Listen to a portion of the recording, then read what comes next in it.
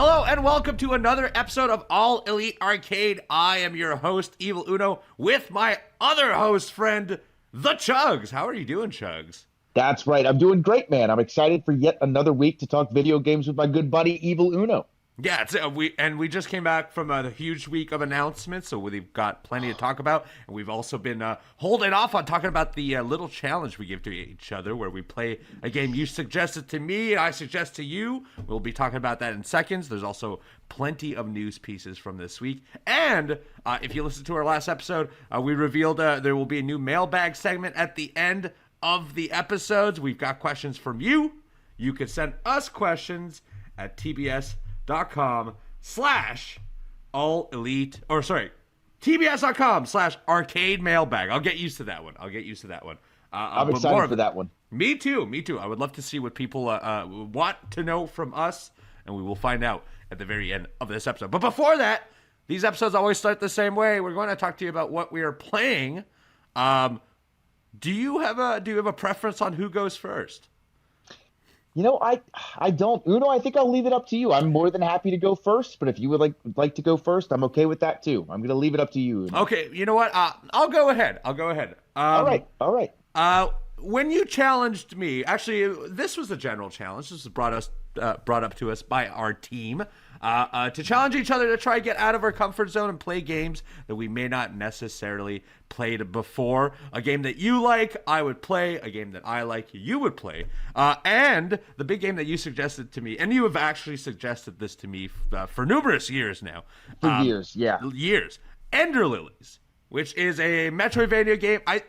I don't know if it's hand painted, but it almost looks like it's at least hand drawn.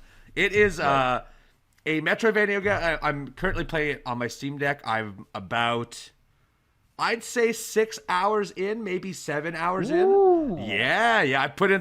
I did a lot of traveling in the last week.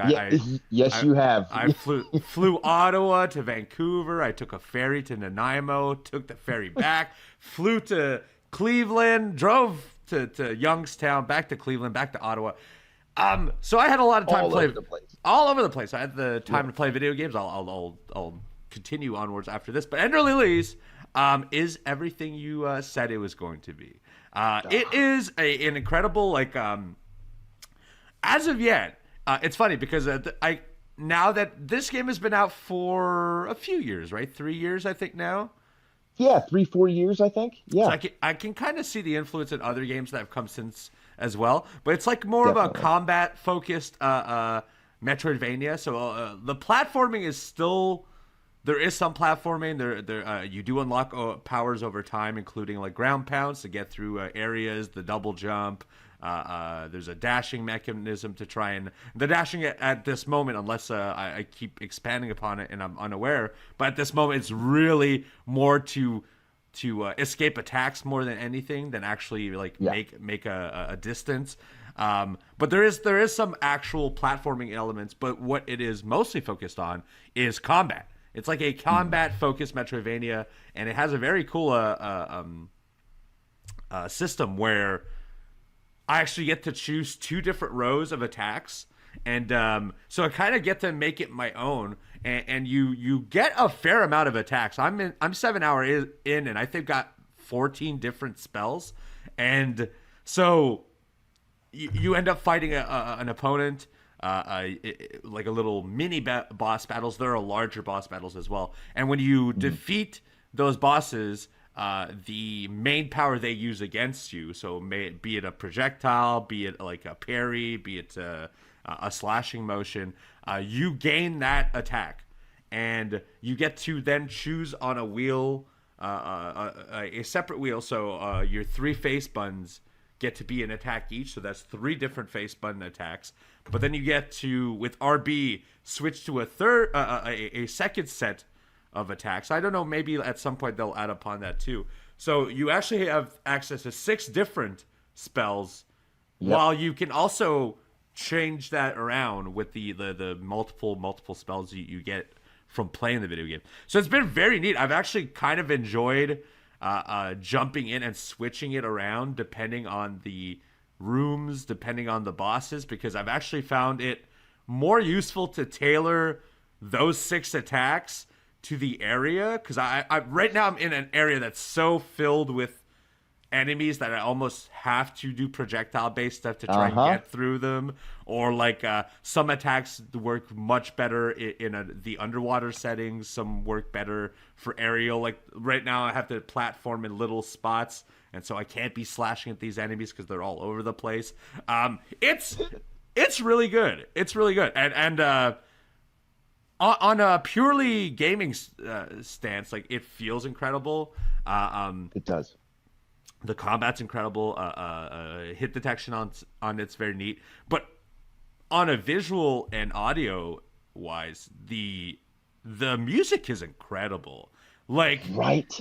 Oh my god! I played for about an hour and I was like, okay, I get it. Okay, I know why he really likes this. Like, I would go from one area to the other, and then like depending where you are, there's like a swelling of like a girl singing at some parts, and it's very like whimsical in a way. It's not even like the music is very sad, whimsical. And not like an aggressive song. While it really like sets the tone, because it is kind of a depressing backstory too, where it really is. Yeah, it's like and I'm sure you could probably discuss the lore a little more than me, but I believe you're one of the last, if not the last, white priestess, and you go throughout the world and essentially go through, and every enemy you're fighting is actually a blighted version of a human being, which means they were eventually like turned into these monsters.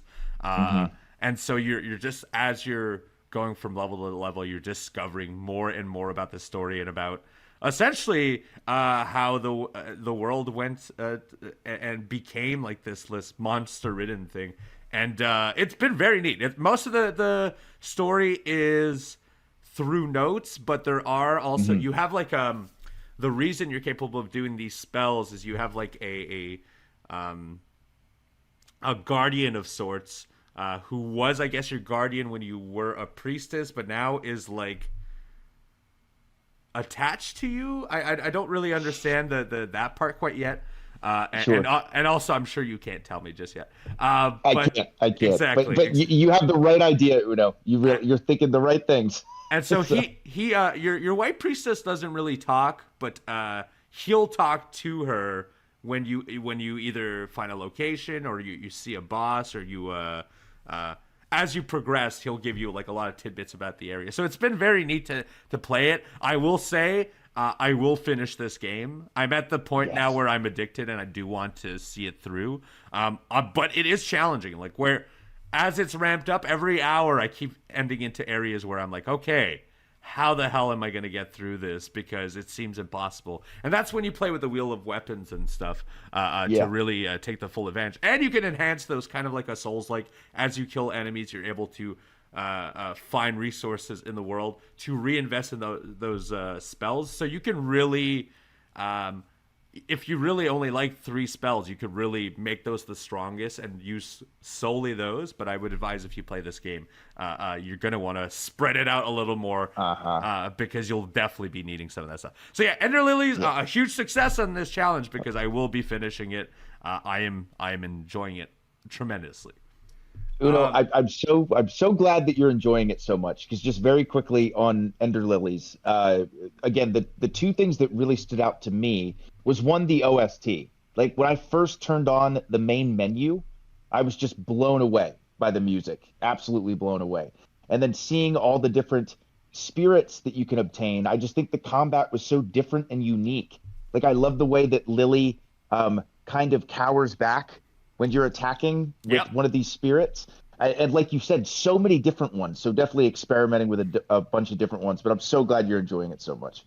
Yeah, it's been a blast, and it's an incredible Steam game too. Because like having it on the Steam Deck, it's a very good bite-sized game as far as like playing it on the go. And so I've been enjoying it tremendously. And it's gonna continue being my playing game until. Well, I know my console game, and we'll talk about that very shortly, about what I'll be playing in the next week. But Yeah, it will be the game I'll be traveling with probably for the until I. How long do you think the game is? Oh boy, I think I put and now I did a bunch of stuff. Hmm. Like I think I actually got all the endings, Oh, there's got multiple all the endings on this. collectibles. Oh, There's multiple okay. endings. I won't say anything, but there Okay, are multiple okay. endings. Um, gosh, I put probably 25 Okay, hours into perfect. that Great. game. That Yeah, sounds that yeah, sounds just the right amount for me. Beautiful. right, right. So it's excellent. Now for my game that I was supposed to play, Hmm. unfortunately, I was not able to download it on the Steam Deck. Instead, I'm playing it on my Xbox, but I was Hmm. still able to put. I'm going to be honest. I'd say about half the time you've put in so far, like Yep. 2.5, 3 hours maybe. Um, and that game is The Witness. So Uno, as you had suggested before, telling me how amazing The Witness is, I generally speaking am not a huge puzzle game guy. Where I've not played a ton of just straight up puzzle games. Hmm. And one of the things I've wanted to do this year is open up and play some more genres that I haven't really experienced before. The Witness being one of them. I genuinely am loving this game. Hell Now yeah. again, similar to what you said, Uno. I am definitely going to at least attempt to finish The Witness because I'm Hmm. very intimidated by it too. So I'm definitely going to attempt it. But I would say from the beginning portions that I've played, actually the most challenging puzzle was one of the first puzzles that I Oh yeah. did, which was just opening this one door where you had to find three different like circuit areas, and my brain was not processing what it was supposed to do yet. But then when it clicked and I understood how I was supposed to take point A to point B, and it was starting to, I don't know, correlate within my brain, the excitement I had to want to explore every little section of the area I was so awesome. Like I think in that first area I did find a secret of some sort where there was one main switch to open this main door to continue on with what I believe is the main story. Yeah. But then beside it, there was another circuit box that opened up some random door that opened up and looked like you were kind of on the side of the island for a second, Yep. where I was like, am I even supposed to be here? Because there was nothing for a very long time, but I just kept walking. And then finally I got there and there was like a little radio of some sort where someone said a quote from like Albert Einstein, which I was like, oh, this is neat. And then walking out into this almost it almost feels open world in a lot of Hmm. ways, where you walk out and I see, oh, there's these beautiful like fall trees over to the right, and then to the left there was this whole other section with like a dock where you could have like a boat, and just every puzzle that you solve, something within the world happens. And if I am not able to figure out, because a lot of these puzzles I've noticed too have like five, eight, 10 different circuit boards where you're waiting for like something to happen. Uh, and then sometimes something will happen or you'll hear something click, but I don't even really see what has happened yet. And then I'll go a little bit further in. I'm like, oh, it opened this door or it gave me access to this next puzzle. So I love the art style. I love being thrown into a game and not really knowing where I'm supposed to be going, but not feeling lost, if Hmm. that makes sense. Of At least when course. it comes to all the open worldness. But I can already tell Uno, these puzzles are going to get very, very difficult because there was a phase for like I would say an hour after I really figured out that first puzzle where I remember you said this to me. You're like, when you start figuring it out and it starts clicking, you're gonna feel so smart, and then you're gonna get humbled really, really quick, Oh yeah. which is exactly what happened. I'm like, I got this in the bag. I'm like, oh man, I think I'm pretty good at puzzle games. And then 30 minutes later, I'm like, oh my God, what am I doing here? But the Witness is awesome, and it's very intriguing. Not Hmm. only from a sense of me wanting to continue with the main puzzles, but I really want to do the side puzzles as well, just because I want to see what this world has to offer. So again, Uno, I 100% will be finishing this game. I have minimal experience with just strictly puzzle games, and I am loving it. At the end of the day, I love video games that give me a sense of wonder, Hmm. and The Witness gives me massive sense of wonder. So really, really enjoying it. And again, similar to what you said, I will be finishing this game, or I'm gonna try Uno. I I also really am. so the much like you said, there's multiple endings on Ender Lilies. For the Witness, there is two main endings because there's Ooh, essentially two difficulty caps. Once you start figuring out what completing an area does, you will then go to that area and it will essentially, you'll understand like, oh, I need to do this across the map multiple times. And then there's a second layer where it's you have to do it across the entirety of the map. And then there's a much later layer, but I honestly think I've never completed it. So okay. that gives you an idea. I think you'll at least get through that first layer. I think you're 100% capable of doing that first layer. Okay. That second That layer makes me feel better. that Yeah. second layer might be a headache because there are some of those puzzles that are so challenging because the way the game works is it is open world and you get to learn your own languages. Essentially, you're learning puzzle languages in each area, and as you Right. progress, though the only way you can learn the way to solve puzzles is by completing these areas and learning it. They'll never tell you again how to do it. So later on, they'll mix and match all of those rules together, creating some of the hardest puzzles I've ever done. And so you could see one of those puzzles within the first 10 minutes of the game if you wanted to, but you had no idea how to solve it because you haven't gone through like the adventure of it. And Right. so I'm glad you're enjoying it because I got so excited at you playing it that I decided to jump back in. And so Oh, nice. I'm also about 2 hours in, and for someone who's already completed it to like the not the full extent but almost the full extent, I'm getting humbled where I'm like, I know I've done this. Why can't I solve this? And it's a very very unique game. At a surface level, it'll look like a bunch of line puzzles, which it is, but there is definitely more to it. And artistically, I think it's just incredible. I don't know if you've Yes. caught up on this, but sometimes if you like adjust the shadows to the right, like as you're scanning, you might see like shadows go to a wall and do a full painting of people, or you might look in the reflection of the water and realize like the mountainside is actually a giant woman holding a ball, or like Right. there's an insane amount of detail in this. This game took almost a decade to create. And Yeah. yes, it's if you are hearing this and this entices you, I would generally say if you're into Metroidvania, go play Ender Lilies. If you want to be humbled by a puzzle game, go play The Witness. Yes. Yes. Absolutely. Other than that, just a quick little tidbit on what else I've been playing. Yeah. Netflix has mobile games now, which very surprised. And so on my trips beyond doing Ender Lilies, because Steam Deck will die on these long trips because Yeah. I play them excessively. I've been playing Case of the Golden Idol on my phone, which is a point-and-click game that I played on PC, but it's a game that is getting a sequel just recently. It's been announced the last few weeks. I think Steam Next Fest has a demo of it. And essentially what it is it gives you these like 16-bit landscapes,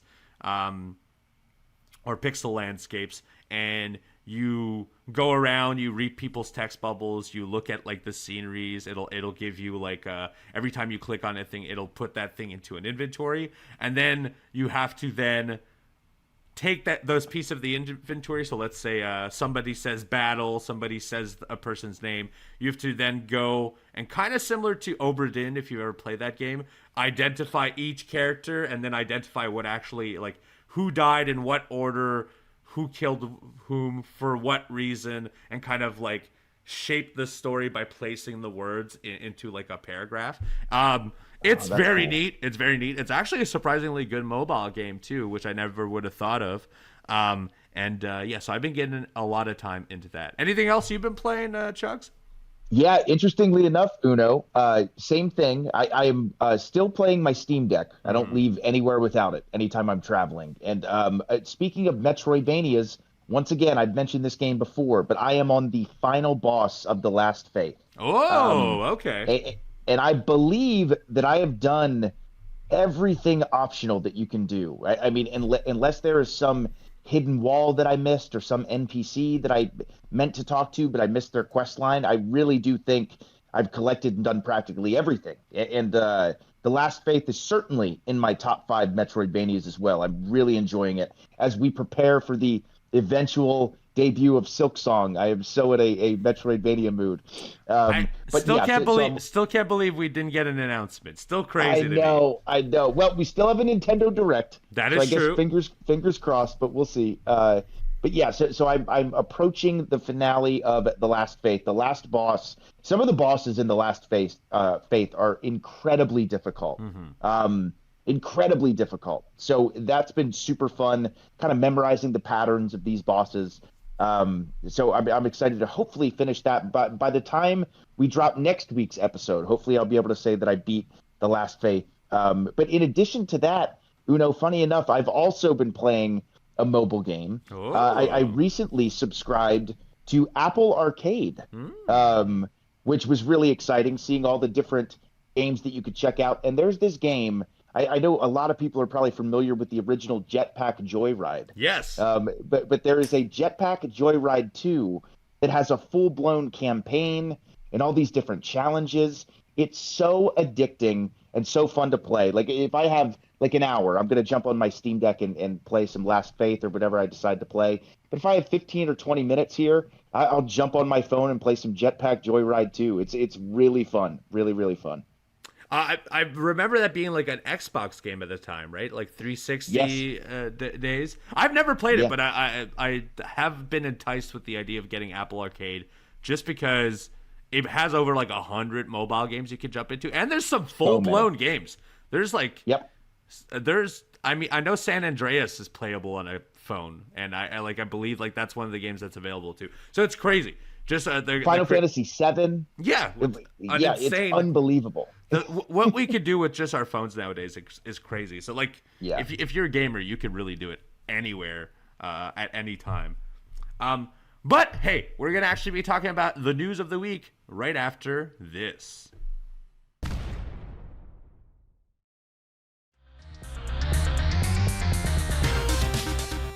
And we're back. Welcome back to All Elite Arcade, your weekly hangout with myself and the Chugs here at AW Games. Hey, we last week was a very heavy news cycle week. Yes. You know, there's a lot of video games that were announced, a lot of So many stuff, so many things. For this week, we were actually kind of anticipating Nintendo would do the usual thing and just tell us with a 1 day's notice that they were going to tell us through their direct about their next little while, but they have not.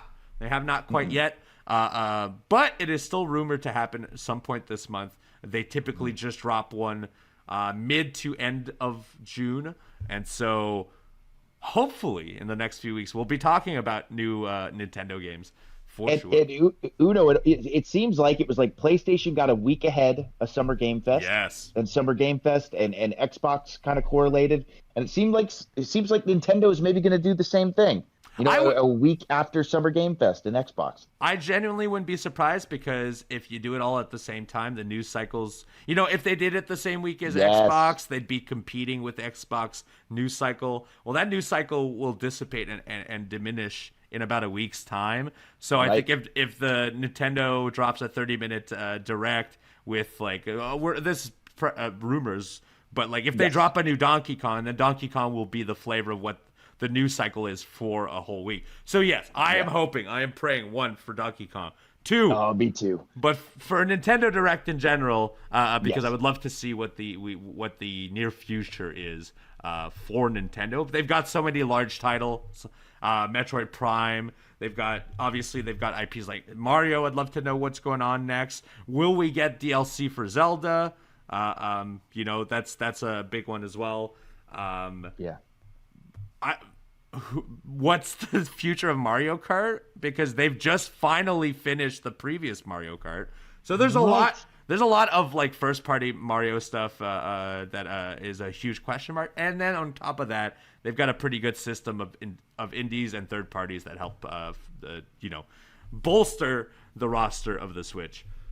Absolutely. And Uno, you make such a good point, because with Mario Kart 8 Deluxe and even something like Super Smash Bros. Ultimate, I just keep thinking, I know Nintendo will do it, but I'm like, how are they going to top those two titles? They Yes. really are it's the ultimate Mario Kart, the ultimate Super Smash Bros. It's in the name, where they've got everything. So I'm really excited to see what Nintendo does, both with Smash Bros. And definitely with Mario Kart. Mm-hmm. I do know, and also I think we might have mentioned it on this show. There will be no mention of the next Switch, even though they have confirmed externally that they are working on a Switch and they are planning to release it in the first half of next year. But they will not be disclosing any information this year about it. So that's quite interesting. We're probably going to see the final cycle of large games to come to the Nintendo Switch before we make whatever the switch to Nintendo Switch 2 is. That'll be a graphical update. That'll be a probably faster processor. But I'm wondering how the games will transfer, what games will be exclusive to 2. All of that information will not be this year, unfortunately. Probably much later in the year, in the holiday, if not early 2025. All right, news of the week, because that was just a little tidbit because we were so hyped at the prospect of a Nintendo Direct happening. It did not. There was Ubisoft that did their Ubisoft Forward, so they showed a little more of their games, but nothing. I don't think they disclosed anything new as much as they just made larger pieces about their video games for sure. Right, Uno. I think the only potential, if I'm not mistaken, the only real new announcement, other than showing extensive trailers of games that were already announced, was that I think they are remaking Prince of Persia: Sands of Time, and I believe they announced that at Ubisoft Forward. But all that was a screen just letting everyone know that the remake for that is in the works. So I think that was announced at Ubisoft Forward. Mm-hmm. Well, so other than that, like not it wasn't as meaty pieces as like the Xbox or the State of Play or even the Summer Game Fest. So not a whole lot there, but other things have happened last week, including Steam Next Fest is now live. That is the Steam festival to hype up the upcoming indies and the upcoming video games in the next year. What they do is they typically will spend 4 or 5 days or a whole week just talking about video games, including live streams of the developers playing those video games, and they drop some pretty extensive demos of a lot of different indies in hopes that you will wishlist them and eventually purchase them on Steam. Jeff Keighley, who you may know from Summer Game Fest, actually listed the 10 most played demos from the Next Fest, because it ran from June 10th to June 17th, which will mean until to the day this airs. So some of this information may be skewed because it may be influenced by the last day. And I've played none of these, and so if you have, let me know. The 10 most played demos of Next Fest as of yet are Once Human, Test Drive Unlimited Solar Crown. I guess a test drive game is coming out. Tiny Blade, Wizards of Legend 2. I played the first Wizard of Legend, a very good roguelike game. Metal Slug Tactics, self-explanatory. I'm a big Metal Slugs guy, actually. Yes, love it. Metal Slug's great. Duckside, no clue about that. The Altars, which I believe is a game where you play as multiple versions of yourself that branch out in like a multiverse, but then end up all in one world. Bus, Bro, You Survived. No clue what that one's about. And then Dungeon Crawler, which I can only assume is a throwback to what the old dungeon crawlers are. And so those are the 10 most played demos. You have your chance now. Today would be the last day if you're listening to this episode. Those demos also usually still available, but if you want to find the most advanced ones, that'll be on the front page of Steam. Do get there and check them out. I try to check a couple one every year, the few that interest me, and so as soon as I will get home, I'll probably download a handful of them myself. Beautiful. Also, following last week, we had so many announcements. We talked about how much we thought the Xbox showcase ruled, and how they so good. So good. It really did feel like they ran away with the whole show. But there's actually metrics to follow it. So IGN posted the top 10 most wishlisted games following the week of announcements. And here they are as far as the 10 games people seem to be the most excited for. Starting at number... I had a Windows update there.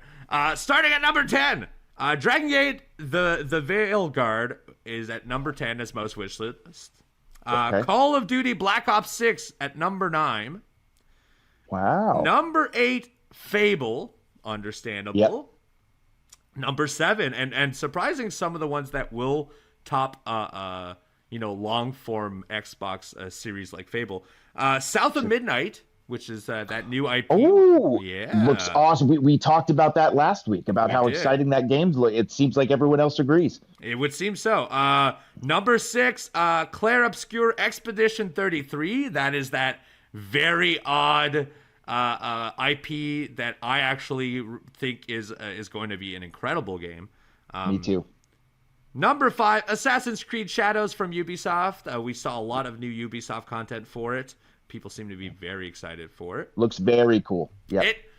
Of these games, this seems like one that might be up my alley. I'll probably be giving it a shot. Same. Number 4 was the Perfect Dark remake. It's self-explanatory. Number 3, Gears of War E-Day. Beautiful. So glad Gears made it the top 3. People are so excited about that. Yes, Me big included. time. Number 2, Doom: The Dark Ages. Completely self-explanatory. I've been waiting for a new Doom since Eternal. And number 1, unsurprisingly to me, Astrobot from Sony. So the interesting thing of this is that it was mostly a runaway for Xbox. There's 6 unique to Xbox games on here. Sony's sole game that is unique to them is number 1. Number 1. My understanding is that there has been some hands-on a little bit of Astrobot on a demo, which I believe might have been at IGN Live, and it has been met very positively, and obviously has been met positively by the public because it is your number 1. It's topped some pretty hard hitters. Doom, Gears of War, Perfect Dark. Absolutely. That's an insane roster of video game. So it is very surprising that Astrobot ran away with it. Yes. Because like you said, Uno, looking at some of these franchises and these new titles that the hype for is just absolutely unreal. It's wild to think the pack-in game with the PlayStation 5 is getting a sequel. And to think how many people really love and are so excited for this game is awesome. I think the original Astro's Playroom everyone was so shocked and blown away. There was no better advertisement for the haptic feedback on the PlayStation 5. So to think that they're making this sequel, I'm definitely going to be playing it day one. I think it rightfully deserves that spot in number 1. Astrobot is going to be so good. There's a lot of very good video games coming out this year, and we've already had 6 months of video games, and we've had a lot of very good games in the first half of 2024. But I think this is my most anticipated for this year myself as well. I don't know where it will rank in comparison to the Elden Ring DLC or Animal Well or Balatro, which have been kind of my obsessions this year. But I'm very, very... I would be very surprised if this is not a home run. Considering how packed that demo was. And it just looks...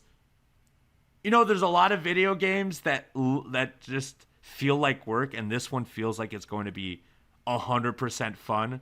Like Sony's answer to Mario. And so I'm very excited to see how it'll be received. And hopefully this is a good sign that it will also sell well, because then that will mean we will get more Astrobot as well. Absolutely. Right. And I love too that it's like a love letter to PlayStation. Like I love all the respect and the acknowledgement of different franchises in PlayStation, different the old school hardware with the PlayStation 1, PS2. I love stuff like that. So I'm with you. I would be absolutely shocked if this game is not only good but great. Yes. It's going to be great. Yeah, I'd be very surprised if it doesn't make both of our Game of the Year lists by the end of the year. Some news stories. We've had some leaks just recently. It would seem in a big Epic Games Store leak There's a new tool called EpicDB that scrapes the Epic Game Store for unannounced codes. So essentially, in the code names, they'll be based on the language used in the app. There will be code names associated to games specific, so that you can call up the whole page. That is kind of how you reduce the amount of code needed to use a program. And so, because of this, they've been able to find a lot of video games that are not published and nor announced. And these include a Final Fantasy 16 PC port, which, not surprising, that game has done bangers on PlayStation, and also we've seen a lot of Sony products drop on PC as well. Square Enix, a big supporter of the PC platforms as well. A lot of their RPGs end up there. Not surprised. I'm excited to see if they'll do anything PC specific with that game, because it is so gorgeous already. I can't imagine it ramped up with the power of my computer right now. I actually just got really excited at the prospect of doing that again. Or mods or things like that. Yeah. Like, so many possibilities on PC. There is, and this is the big one, a Final Fantasy IX remake, which we had already heard rumors of. We had already heard rumors that after 7, this would be the next big one. Well, it would seem that it was codenamed Momo, but it was found within the code, and it also includes a DLC listing for it, for DLC called Tetramaster Starter Pack, which I believe that is the card game. Yes, you are correct. And Thieves' Knives, which is probably just a set of unique weapons that you could use from pre-orders. But I'm excited. I really like Final Fantasy IX. I haven't played it since I was a teenager, and so this might be the form to play it for sure. And these remakes have been so good that unreal. I can't even really imagine what they're going to be doing with the series. Will they just stay true to form to what is played in 9, or will they expand it like they did with 7? To be seen.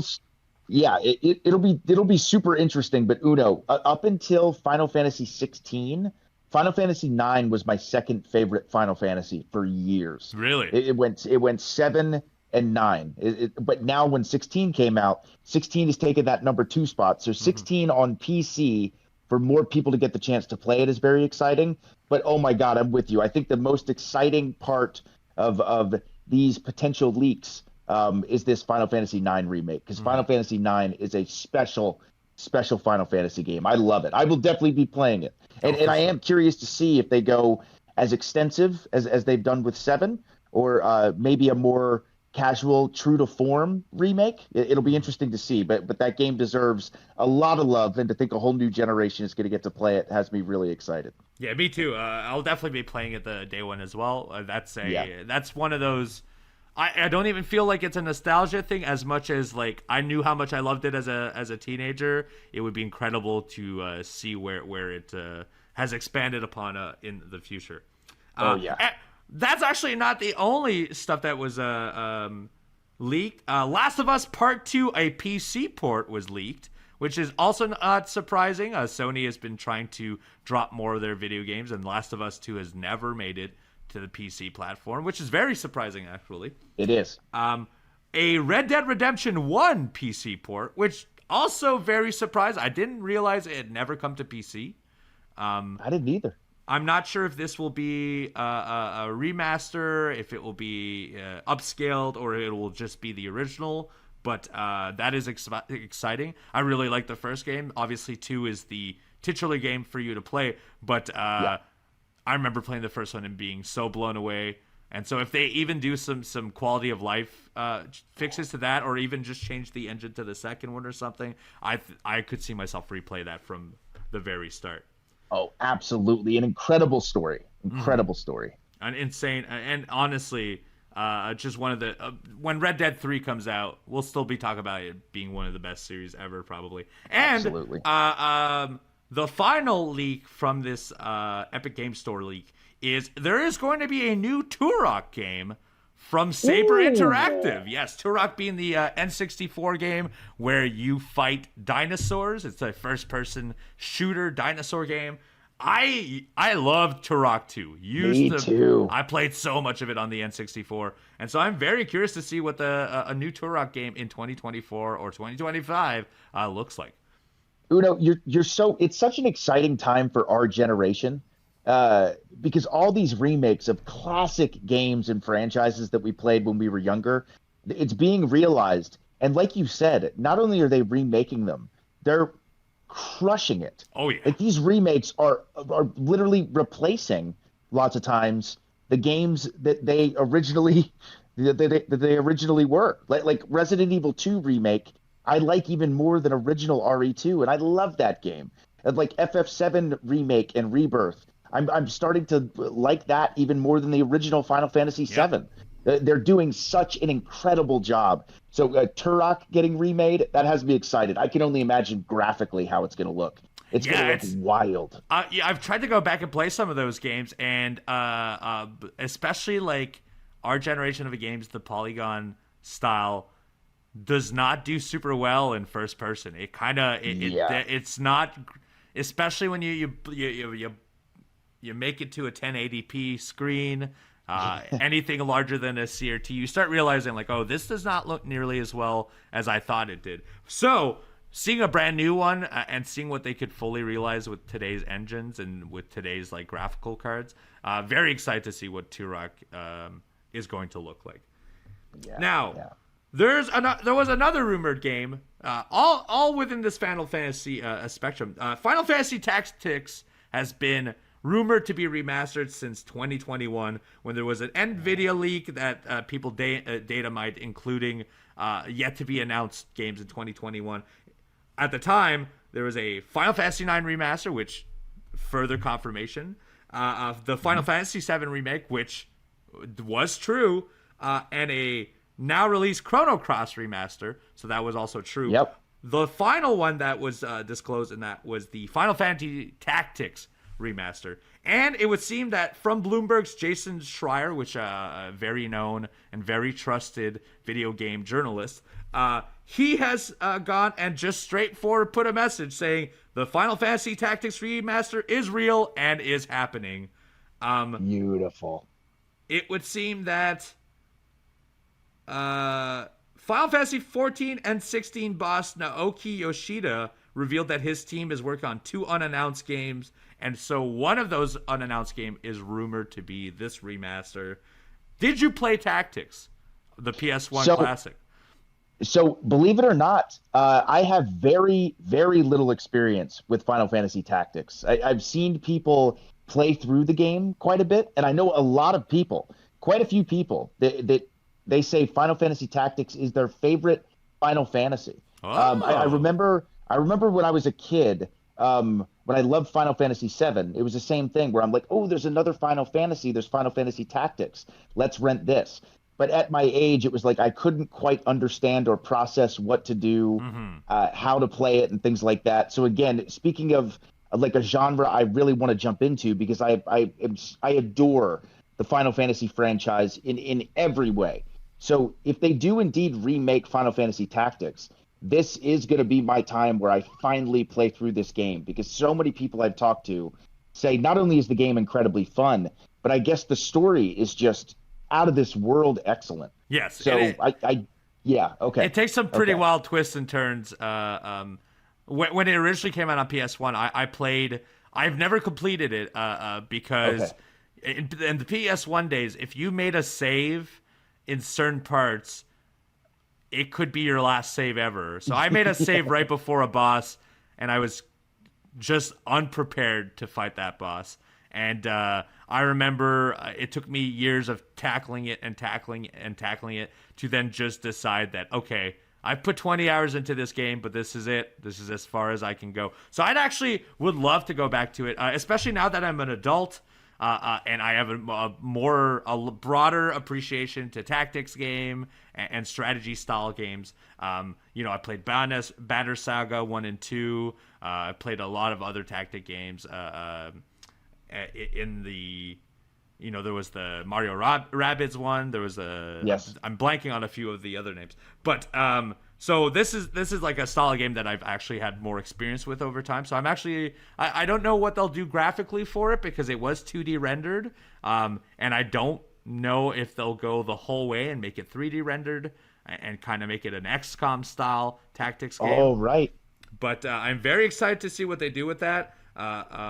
Square Enix is just, Square Enix, Capcom, they've been doing incredible when it comes to remakes. Yes. And if they continue having such a high bar, I will continue supporting them and I will continue trying them out for sure. Same here. Right there with you, Uno. Hey, we're going to be coming right back with your questions right after this.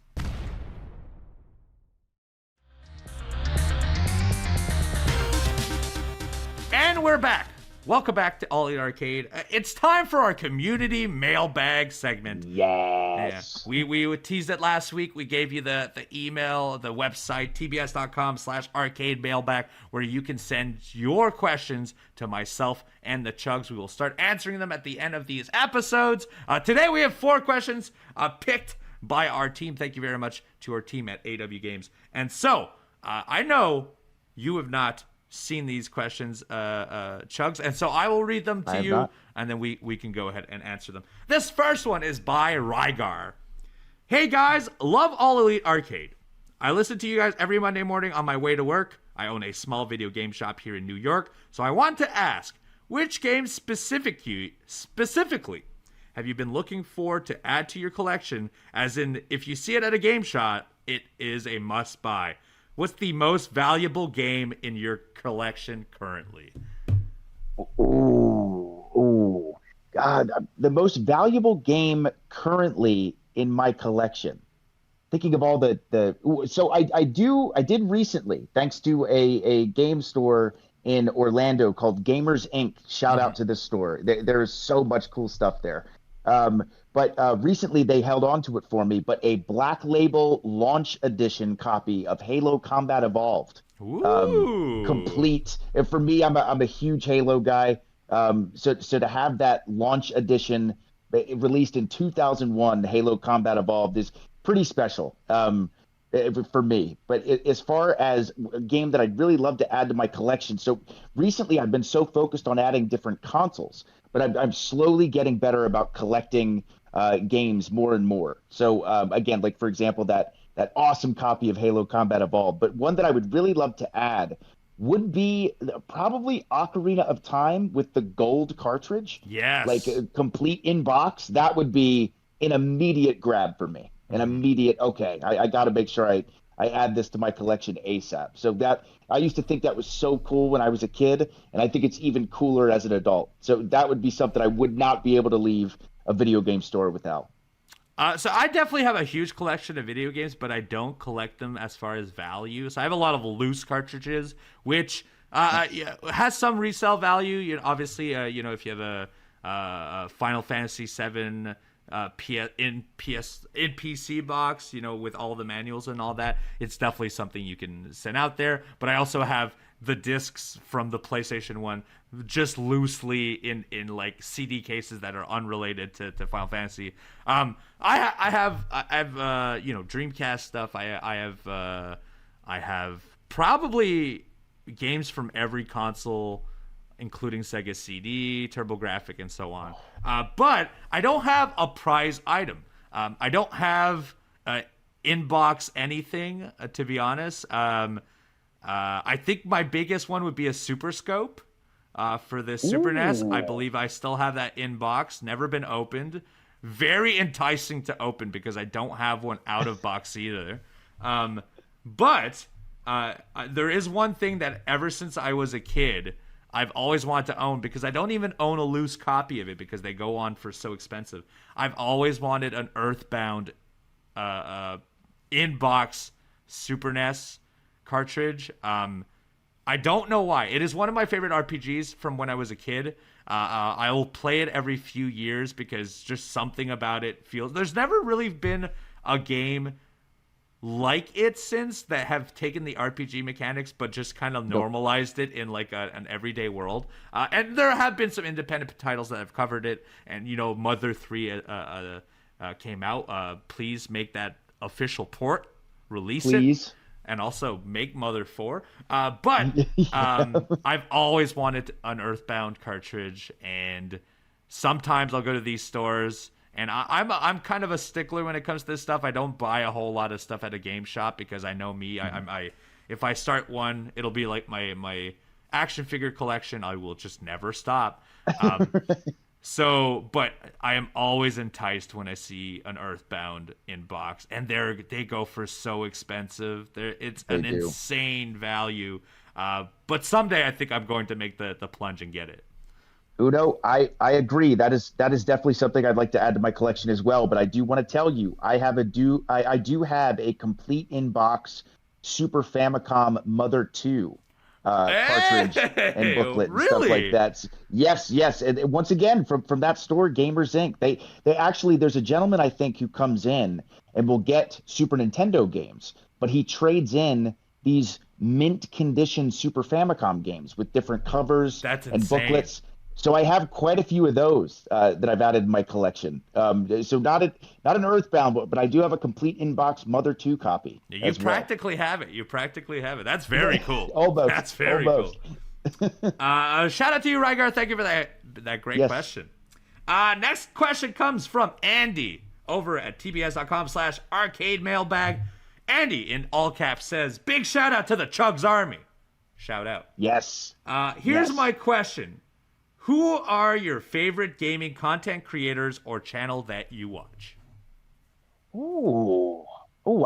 That's a great question. I'm a huge Grand Pooh Bear fan. Shout out to my boy Grand Pooh Bear, a Mario content creator, a great streamer, and a great dude. He's absolutely one of my favorites. I really enjoy watching Caleb Hart as well, who speed runs Final Fantasy VII often. Also a great Mega Man X speed runner. He's an awesome guy as well. And I also really enjoy Maximum Dude as well. He does a lot of fighting game content, right? He does a ton of fighting game content, and he is amazing as far as going into the lore of Final Fantasy VII, which I always enjoy. Like right around the time when Rebirth was about to come out, I watched all of his videos on just guessing where the story was going to go, guessing different mechanics and things that were going to happen within the game. It's so enjoyable to watch him talk so passionately about a game that I love so much. So it's a pleasure to watch him as well. I love watching those three. I'm sure there's more, but those are the three that come off the top of my head. It's funny because we're Twitch streamers, but I actually don't do a lot of watching on Twitch video game players. A lot of the content I will watch for video games is on YouTube, and I have maybe for the last 15 years. The heavy hitters I will watch. I'll watch a Markiplier video. Me and my wife enjoy watching them. He's probably one of, if not the largest video game YouTuber right now. Jacksepticeye, same thing. I'll watch a lot of his horror content with my wife. But the ones that I personally like, and I'll never miss a video, is and we've talked about him, but in a publishing sense, Video Game Donkey, who makes like kind of more curated, edited videos, but he'll also do reviews and also do purely comedic ones. He has one great taste in video games. The games that he supports are games that I end up tremendously liking. He's way more of a game forward game than a graphic guy or a cutscene guy. So a lot of his suggestions are things I like from his reviews, and he's also just incredibly funny. He's so funny, man. So good. So good. He makes some of my favorite content, and so I'll never miss a video. And then another one that I watch a lot of is his YouTube name is Nakey Jakey, and he does these like long form pieces on, he did a lot of content on Red Dead Redemption and about how incredible the game is, but how some of the mechanics are like from a generation past, and how he'll make content about how covers of video games no longer are the art pieces they once were, or he makes a lot of very interesting content, but he is also another YouTuber that has is very witty and very funny. And so he's another one that, regardless of his videos, and his videos are much longer. They'll go from like 15 minutes to 30 minutes long. But I will make a point to watch almost every single time. And then shout out, because I did say I don't watch a whole lot of Twitch streamers. I do watch one. He's on a smaller scale, but BMD Bud on Twitch is one of my favorite Twitch streamers. I just think he has a great connection with the people he talks to, and plays a lot of small independent horror games, and a lot of other stuff like GeoGuessr, and occasionally he'll play like one of those like very hard video games and challenge himself. But he's one of the Twitch streamers I do spend a bit of time supporting, and those are the big ones for me for sure. Nice. Thank you again to Andy for that question. Yes, thank you, Andy. We got two more. This one from Donna says, "What was your first video game crush? Be honest." Heart emoji. Video game crush. Wow. That's easy for me. Really? Easy. Like you know your first one? Oh, Tifa really? Lockhart. Yeah. Yep. Okay. From Final Fantasy VII, easily. Yep, definitely. My first video game crush was Tifa, and I think a lot of people from my generation would agree. Yeah. I'm trying to think if I ever had a crush on a video game character before. That's tough. Yeah, that's tough. It is tough. But mine is Tifa for sure. For sure. I feel like I don't want to cop out of this one because I must have. What about Uno? What about Lara Croft? So I never got into the Lara Croft series. I was okay. Until they made those Eidos Montreal games. Right. And Crystal Dynamics. I never really played one of those games. I actually saw the movies before I saw played any of those video games. And so to me, I had no real big attachment. Sure. Yeah, I can't think of a single one, which sucks because I would love to disclose something embarrassing, but I really can't think of one. But you know what? If it does come back to me, Donna, I will make mention of it, and you will be shouted out on a future episode. But at the very moment, even currently, I can't think of a current video game crush I would have either. So yeah, we'll get there. We'll get there though. You'll think about it. All right, and then the final question. This one is from Eric. Thank you very much for sending your question to tbs.com/arcade mailbag. You can do so as well for our next episode, so make sure you go to that website and ask us some questions. Eric says, "Hey, Chugs and Uno, I hope you can help me. My girlfriend recently won a $100 Steam gift card. Hey, congratulations. Ooh, but she isn't much of a gamer. Although she has over 1,000 hours playing Stardew Valley and The Sims. Understandable. What games would you recommend her with that budget in mind, and keep up the great work on the podcast?" So if you are into Sims and you are into Stardew Valley, my wife is heavily into both. And so I'm going to just take a lot of what she plays and I'm going to suggest it to you. One of the games she spends a lot of time into and is also available on Steam, and it will kind of scratch the same itch as The Sims, is House Flipper 2.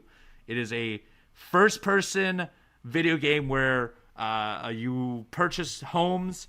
They're dilapidated, they're dirty, and essentially you go in, you clean up the floors, you repaint the walls, you take down walls, you restructure, you put in furniture. There's a lot of like these little mini games. So for example, if you're putting up blinds, you'll have to like physically do the screwing, like placing pieces over top. I've actually also enjoyed it myself, and so that is a game I would heavily suggest with your $100. And if you played Stardew Valley, I'll be completely honest with you. You are playing the best farming sim game in the world. I don't think you will get anything similar to that. But a game that is somewhat similar, if you want to jump into a more of like an animal management game, Slime Rancher 2 is a very good first-person farming game, but is really more about catching slimes, cross-pollinating those slimes, feeding those slimes, and essentially kind of like building your roster of slimes and getting them off the list, kind of like a Pokemon. I put a considerable amount of time into the first game and a good amount of time in the second one. I think the second one is better. I just invested a lot of time in the first one. So that would be my 2 suggestions to you. Chugs, what do you suggest?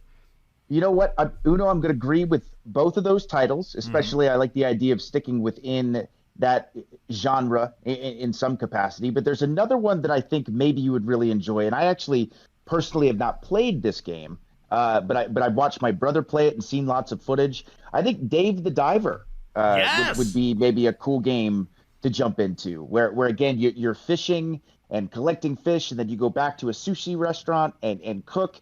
It seems very relaxing and kind of along the same lines, I think, in what maybe you're looking for in a video game. So I'd have the 2 games that Uno suggested, and then also maybe add Dave the Diver to the list. Hey, honestly, Eric, let your girlfriend know, because Dave the Diver is a good one. I've played 15 hours of it, and the loop of doing the fishing, going underwater is very peaceful. It can be stressful depending where you go, but like most of it is peaceful. And then you when you go and do your restaurant management portion, it's pretty fun. It's building a roster of different sushis, managing drinks, managing the cooking, managing your staff. It's a lot of fun. And on a similar note, although this one may be a little more advanced on as far as what you would like, Moonlighter, I believe, was the name of it, but it is a dungeon crawler where whatever things you get from the dungeon crawler you then sell in a storefront. And so that sim aspect, that store management aspect would also be very fun. So there's 4 good suggestions for you, Eric and Eric's girlfriend. Do spend that $100 wisely. Yes. Chugs, where can they find you week to week, day to day in the world of video games? So I am a Twitch streamer. Once again, shout out to the Chugs Army. But I try to stream as many days during the week as I can. If it's 7, it's 7. If it's closer to 5, which is normally what it is, it's 5. But streaming a bunch of different games on there. You can find me at twitch.tv/thechugs. That's right. And you can find myself, Evil Uno, at twitch.tv/Evil Uno. At the very moment, I've not been playing a whole lot of video games, but my sister brand, Mystery Wrestling, will have their next show on June 23rd. It's completely free, 5 p.m. Eastern Standard Time. If you want to watch a free, weird, zany pro wrestling show with myself at the helm, do check out Mystery Wrestling, June 23rd, 5 p.m. Eastern Standard Time. But you know what? I know I say it often. I think it is finally time. I do want to go back and start gaming again on Twitch. I do really miss it. I do really miss it. And plus, Elden Ring is just around the corner, and it feels like the moment. It feels like the time and space to finally do it. I actually put 2 days away of my schedule next week, specifically because that DLC comes out. And so, maybe my return to video gaming on Twitch will happen. I think it's perfect. It's meant to be, you know. It's meant to be. It has to be. It has to be. We've talked about it too long. I think it's got to be done. Thank you to everyone listening. All Elite Arcade. You can also watch the YouTube version, our video feed. If you did not know, you can see our beautiful faces. YouTube.com/AEW Games, and find AEW Games across all platforms. You can find the Chugs across all social media platforms, as well as myself, Evil Uno, across all platforms. We are very appreciative of you guys and your time and supporting us through all of this. And we hope we will see you again next week. Bye-bye.